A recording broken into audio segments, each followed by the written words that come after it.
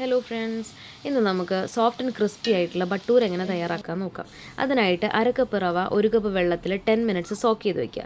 ശേഷം 1 കപ്പ് മൈദ, 2 കപ്പ് ആട്ട, 1/4 teaspoon baking powder, 3/4 teaspoon ഉപ്പ്, 1 table spoon പഞ്ചസാര, 1 ടേബിൾ സ്പൂൺ ഏതെങ്കിലും റിഫൈൻഡ് ഓയിൽ, ഞാൻ സൺഫ്ലവർ ഓയിലാണ് എടുത്തിരിക്കുന്നത്.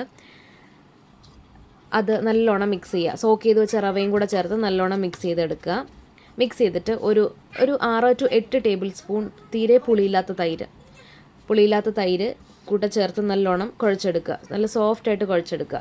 ആവശ്യമുണ്ടെങ്കിൽ മാത്രം വെള്ളം ചേർക്കുക. എനിക്ക് വെള്ളം ആവശ്യം വന്നില്ല, എനിക്ക് നല്ല കറക്റ്റ് കൺസിസ്റ്റൻസി കിട്ടി. എന്നിട്ടൊരു 30 മിനിറ്റ് അത് മാറ്റി വയ്ക്കുക.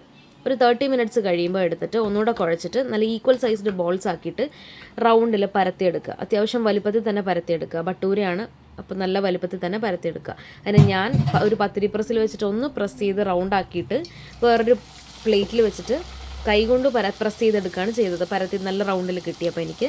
എന്നിട്ട് അത് നല്ല തിളച്ച എണ്ണയിലിട്ടിട്ട്, നല്ല തിളച്ച എണ്ണയിൽ തന്നെ ഇടണം. തിളച്ച എണ്ണയിലിടുമ്പോഴത്തേക്ക് ഇതുപോലെ നന്നായിട്ട് പൊങ്ങി വരും.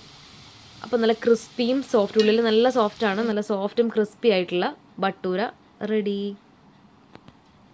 ഇനി നമുക്കത് നമ്മുടെ ഇഷ്ടപ്പെട്ട കോമ്പിനേഷൻ്റെ കൂടെ നമുക്ക് കഴിക്കാവുന്നതാണ്. എല്ലാവർക്കും വീഡിയോ ഇഷ്ടപ്പെട്ടെന്ന് കരുതുന്നു. Thank you.